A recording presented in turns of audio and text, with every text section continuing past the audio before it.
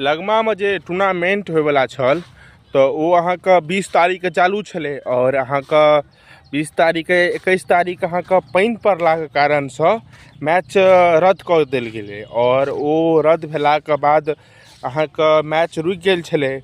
तो हमसब बता दी हम अहाँके जे अहाँके पिच अहाँके तैयार भऽ गेल अछि और जेना अगिला रविके छै तो देखियो पिच छै और ई पिच अहाँके तैयार भऽ गेल छै और तैयार भेलाके बाद अहाँके ई पिच अगिला रवि तक अहाँके मैच भऽ सकैए किएकि पिच अगिला रवि तक तैयार भऽ जेतै।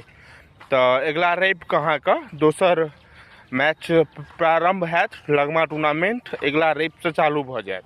तो अहाँ सब जतेक छी दर्शक से ओ देखै लए आबू और अगिला रविसँ पहिनहिए ई मैच आरम्भ भऽ जायत। तो एनाहिए और लगमा टूर्नामेंटके लाइव देखैके लेल हमरा फॉलो कऽ लिअ और हम एनाहिए मैचके जानकारी दैत रहब और अहाँ सब एनाहिए वीडियोके लाइक और शेयर करैत रहू।